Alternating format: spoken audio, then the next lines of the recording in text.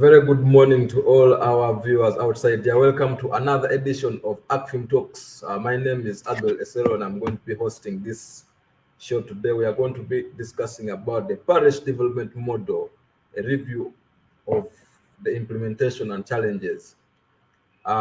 Today, before we proceed, I would like all our viewers and outside there to subscribe to our social media platforms. On Facebook, we are Acfim UG, and also on YouTube, we are Acfim UG, and on Twitter, we are at Acfim UG. Before we proceed, I would like to give you a brief background on why we chose to discuss this topic today. We know that government rolled out the implementation of the parish development model in February 2022, which is seen as a multi-sectoral strategy to create socio-economic transformation by transforming 39% of Ugandans' households that are stuck in the subsistence economy into the money economy. The government has earmarked Uganda shillings 1 trillion to be injected in the 10,595 households, parishes, that will be financed with this money, and we expect each parish to receive Uganda shillings 100 million, which is an equivalent to 28,298 US dollars, which will be lent out to beneficiaries at an interest rate of around 6% per annum. The parish development model was conceptualized as a last mile strategy for service delivery and improving incomes and welfare of all Ugandans at the household level.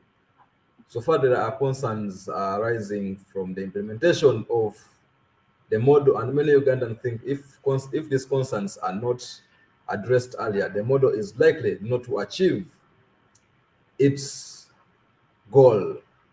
So in today's Acfim Talks, we are having a discussion on some of the implementation challenges of the parish development model, and we are going to be joined by two guests. The first is Mr. Ibrahim Chitata, who is the chairman of Luengo District, and also we shall be joined by Mr. Eddie Kainda, who is an educationist and economist. So I will start with Mr. Eddie Kainda. I know Mr. Eddie Kainda should be online. What is your take on the current parish development model, and how will you rate the current implementation? Thank you, Abel, for inviting me to this discussion. I'm very passionate about poverty alleviation issues in our country because Ugandans need to be better persons based on the challenges we have had for the past many years post-independence. But that notwithstanding, Uganda has always had several poverty alleviation interventions. You should recall that when the current government came into power in 1986, we had the programs including the Poverty Alleviation Project program, which was regarded as the PEEP. We've had programs like the Plan for Modernization of Agriculture. We've had programs like the Youth Livelihood Fund and the Operational Wealth Creation. There's so many. Apparently, these programs have not sufficiently picked Ugandans out of poverty, whereas the statistics show that when the current government came in 1986, poverty levels were at 56%, around there. And as early as last year, 2021, they had dropped to around 19.5 to 20% there. Apparently, COVID-19 has made Ugandans at least much more poorer than what we expected. And as a result of COVID-19 and the challenges we have had in the previous poverty alleviation interventions, I think government crafted the parish development model as the last pin vehicle to pick Ugandans from poverty.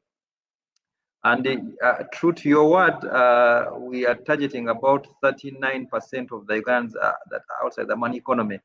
But for me, I think there are a little much more than that compared to what you actually see in the communities and the villages.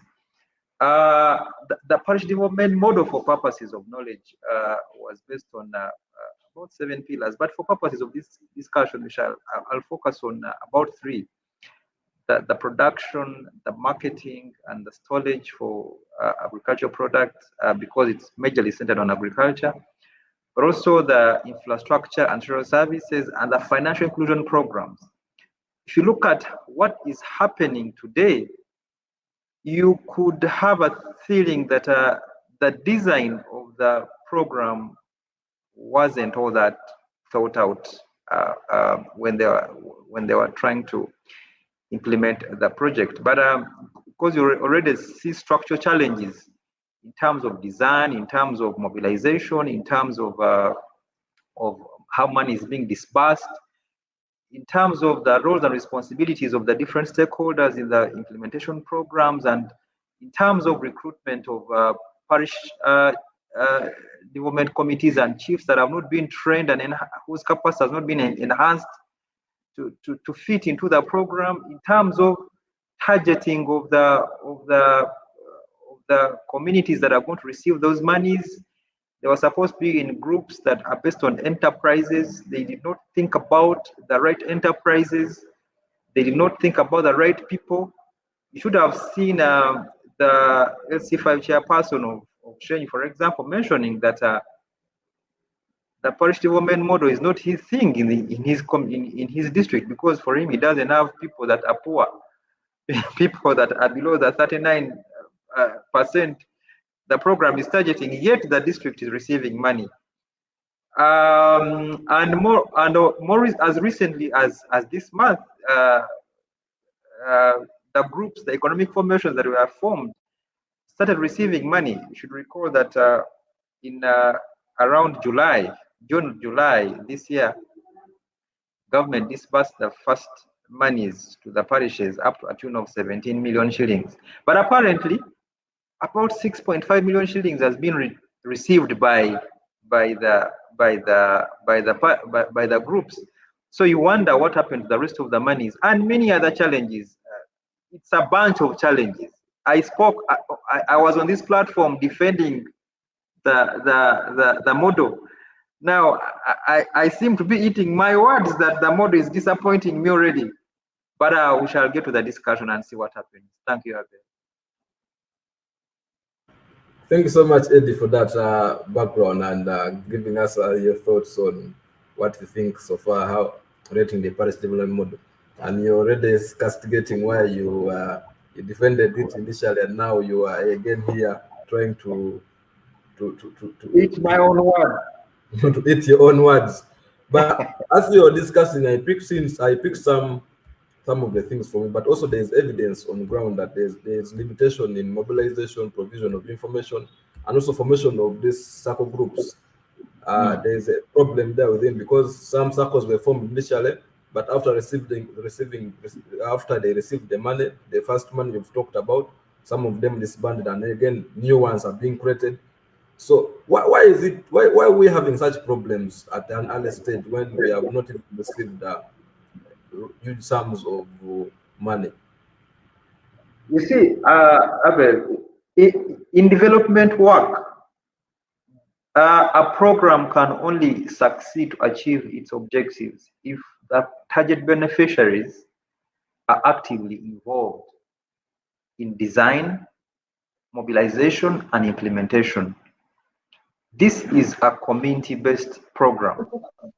It required the beneficiaries from the communities that are benefiting from this program to actively participate in terms of mobilizing themselves, in terms of identifying who should benefit, in terms of identifying the 39% households that are supposed to benefit from the program.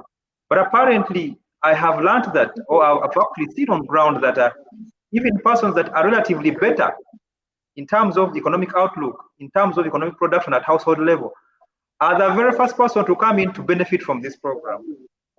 In my home area, when we are mobilizing people to participate in this program, the local councils almost did a register, an inventory of all households in the community, whether you are perceived to be below 39 or above 39, for as long as you are a person within that community. Now, that defeats the real reasons as to why we should have chosen the 39% persons who are very poor in the community. Secondly, you should learn that the program rotated around establishing new economic programs. I mean, in new economic formations in terms of VSLAs and enterprise groups. For each of the community, for example, in my village, they chose 5 enterprises. But the criteria of identifying and choosing the enterprises that that were chosen cannot be known. I could see the parish the parish chiefs or facilitators identifying randomly who wants to be in the goat program, who wants to be in the cattle enterprise, who wants to be in the piggery enterprise. I mean, without prior knowledge of what the households can handle, without prior knowledge of the experiences in handling such a kind of a thing. So you could see that this required prior arrangement, but also training. I can assure you that some of the groups have already gotten the money, but they cannot know what to use it for.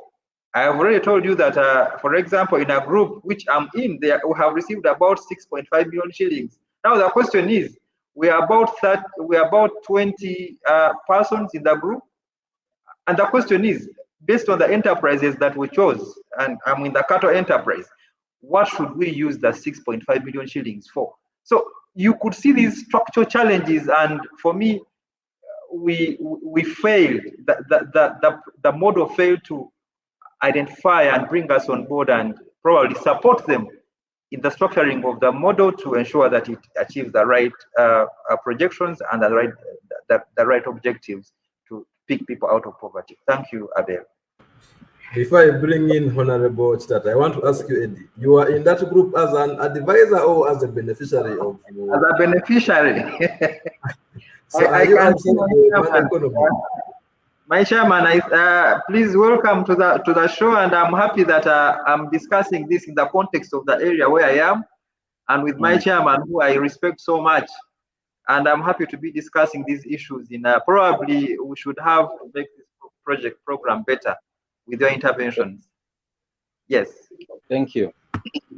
Okay, Honorable Chitata, you're welcome, and you've just come in at a time when Eddie was sharing his views on how he's rating the parish development model, the current implementation, and some of the challenges he has observed on ground.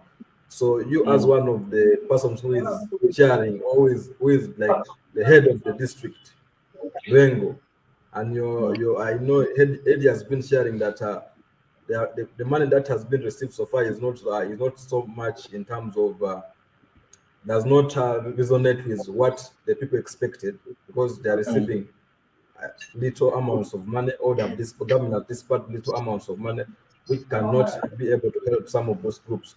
So you, as the district chairperson, and also one among those people who are supposed to be in charge also of these programs, what is your take on the current implementation of the parish development model, and how would you rate it?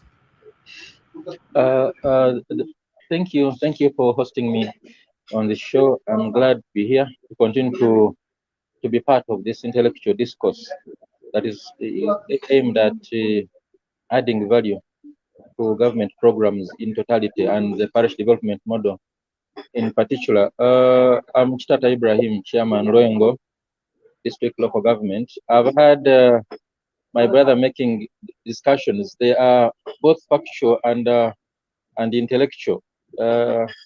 Many of these discussions have not really added value because they suffer from intellectualism, or call it, I don't want to be cynical, but you can call it elitism. You know, the elites have taken away, have given up on their on their rights and the capacity to add value to many of these discussions because they are far away from the ground. As a person who interacts with our local people every day, I must tell you that they have very many challenges. The parish development model is a top-bottom model. It has simply been imparted on our local people. I support this NRM government, but I want to agree with my earlier discussant that training and readiness of our people to receive and even utilize these funds is really lacking. And even when government sends these resources to the districts, there is a lot of manipulation, a lot of misdeed. There's a lot of manipulation that ends up eating up many of these funds. They end up not delivering the trainings and knowledge that is needed by the ordinary local people that are supposed to benefit from these programs. The government's focus when introducing the parish development model has been to help those who have been left out by other government programs.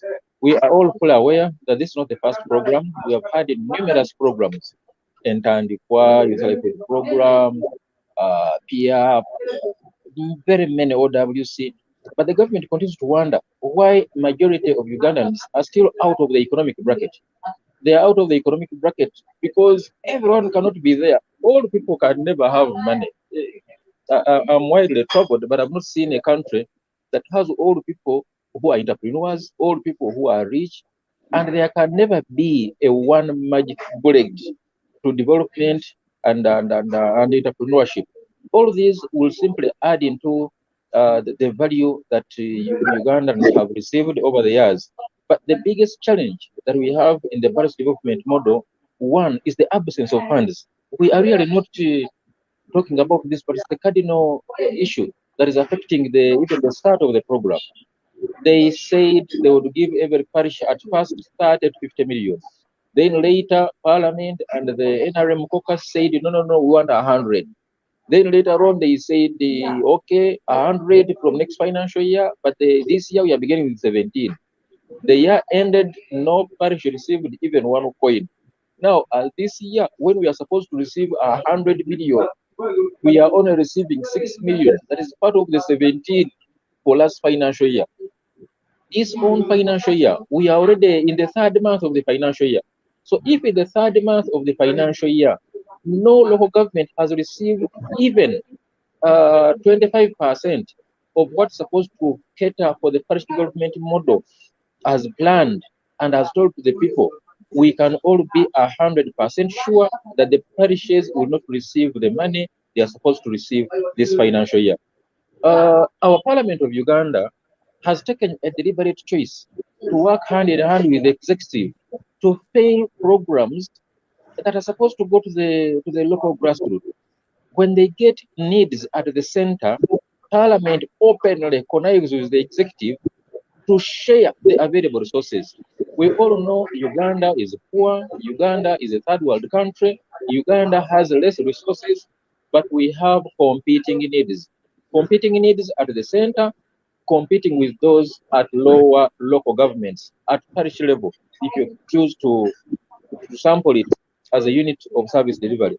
But the Parliament of Uganda and the executive are castrating and failing these programs if the availability and distribution of resources is at the center and sampled as one of the reasons for the failure.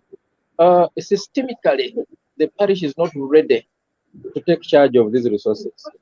We only have a functional parish chief. We have now formed the circles. People have been mobilized. They are part of these groups. But as I have told you earlier, we have people who eat entirely for money. The same people who have eaten youth life funds. The same people who have eaten funds for PWDs. The same people who have eaten money for women. The same people who have benefited from every government program at lower levels. They are the sharks of government programs. They have eaten a myoga, but they are more ready to even eat parish development funds. We have a mindset challenge that is embedded possibly in our DNA. I have interacted with many of my people, and they are saying, Mr. Chairman, now if we eat this one, what will happen? I say, we shall imprison you. And when you tell them we shall improve it, they say, are we the first to eat government money? There is people are used to eating government resources. When you give someone 1 million from government and you give them 200,000 from another pocket, they will save the 200,000 and chew the 1 million. Government money is seen as spoiled money. It is seen as money to waste. People just invest it in marrying other women, drinking booze, contributing to the night industry. Really, we have a challenge. I don't know how we shall sort it. And for us as politicians, sometimes we are between a rock and a hard place. You tell people the truth, you don't come back in the next election. So you tell them stop drinking government money. They say now, Mr. Chairman, should we drink you? Now you give us money to drink and we use this for other economic activities. So that is within the DNA of our mindset. But then also we must appreciate that government is choosing to support agriculture using parish development model funds. But today, as we talk, agriculture is not performing well. We have had a prolonged drought. I personally have had to make investments, but they have not yielded anything because of a prolonged drought. The prolonged drought has put all prices of inputs up. You are unable to do anything because whatever was planned has been consumed by inflation, and the inflation that may even take us through the next cycle. We may go up to around the Feb when we still have these high commodity prices. We also have a challenge of fake drugs, fake seeds, fake inputs. You even wonder where UNBS is, you wonder where your government is. They just collect taxes and allow these fake inputs to come to Uganda. So these are some of the issues that systemically need to be looked at if we fundamentally want to use the PDM as a vehicle to transform our people. Short of that, it will simply be one of the other government programs. It will boom towards elections, and shortly after elections, it will die a natural death because of multiple organ failure. Chairperson, you've just talked about how people are ready to eat this money because they know it's government money, and they know it's money for eating. Whenever it comes, we can waste it the way we want. As they've just said, for marriage, for booze, and also those other things. So what do you think needs to be done so that we can be able to salvage this situation? Because why should people perceive money that comes from government as something that should be waste? What can government do to ensure that this is changed? I want to agree that government is thinking right, but thinking for the wrong people, or thinking wrongly for the right people. In our areas, you can support one big person, and that one big person, once they become stable, they can support very many others to also take off and earn a living. Government is taking a deliberate choice to invest this money in those who have never received the money. But people really, you cannot give someone money who has never gotten any money. Really, people are not used to eating, to using this money. They're not used to doing anything for themselves. This money is just going to be consumed and it will die a natural death. But what we need to do as a government is to talk, orient, train, and also factor in some other people who already have some money. Government is saying this money is for the poorest of the poor, but really, how would you give someone food for others when themselves they are hungry? I support government, but I don't agree with this notion of saying this money is for the poorest of the poor. I think there should be a percentage, 30 to 40% for the poorest of the poor, but above 60% should be used to support those who are already on the road and taking off. I have a vivid example. When we started the Youth Livelihood Program, when I was still the Secretary of Finance for the National Youth Council, we had two clusters of groups. The new groups that were formed by younger people because they got to know that some money for youth were coming, and the existing village groups that were for young people but were already doing something for themselves. It's on record that 90% of the new groups collapsed and money disappeared, but more than 70% of the existing groups that were already doing something small for themselves were able to add this small money into their businesses. Many paid back, and many are still thriving up to date. So today, as we support the poorest of the poor, we need to know that they can only be excited with small funds. They are not about to develop themselves. They are comfortable with their poverty. We can only excite them during elections and win their votes. But the economy can be pushed by supporting those who are already also doing something in order to move forward.